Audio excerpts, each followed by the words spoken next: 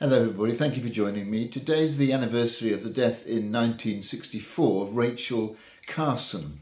She may not be a name familiar to most of us, but she was one of the first conservationists to bring to the attention of the people for whom she wrote her books the danger that we were putting ourselves in by the way we treated the world around us and our climate.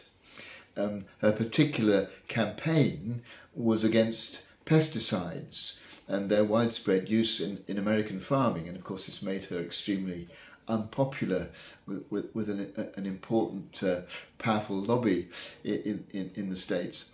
But she's equally well known for her desire to share her wonder at the creation with a younger generation. She wrote a book called The Sense of Wonder, in which she describes her walking around the coastline of Maine with her nephew Roger, and all the things that they saw and all the different, and she writes in a way that really inspires wonder in the reader. Another book, Under the Sea Wind, she, because she's particularly a marine biologist, she takes three creatures, a sanderling whom she calls silverbar, a mackerel who she calls scomber, and an eel who she calls anguilla, and she takes each of these characters through a life cycle, through a cycle of a year, so that we get inside their experience of what it's like to be a mackerel or an eel or a sanderling. And this struck me as being an important way for all of us perhaps to begin to get inside the world of creation. One of the things she says about creation is that it's never alone, that we're all in it together. And one of the sad things I think about the way in which the Christian Hebrew doctrine that comes from Genesis has been interpreted is that human beings are seen as over against creation.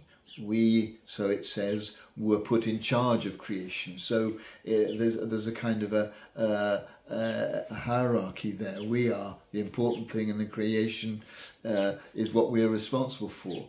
But what Rachel Carson says, and what I'm sure is a more helpful approach, and not denied by the way, by the words in Genesis, is to see ourselves as one with creation, as part of it. And the way in which she gets into the lives of these animals, these sea creatures, it enables the young person who for whom the books are written to really sense that they are at one with the world of nature.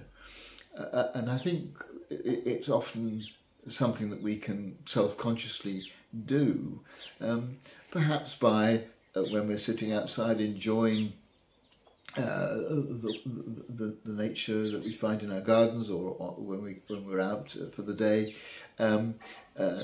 consciously breathing in the wonders that we see, actually not just looking at what we see as if it were something external, but breathing in the natural things around us so that they become part of us and we feel that we are part of nature. And I think as we do that, increasingly we begin to feel the value of nature, the sense of wonder that Rachel Carson wants her readers to discover, and we begin to respect the creation and the world of nature in a way that we so desperately as a human race need to do if we're going to survive.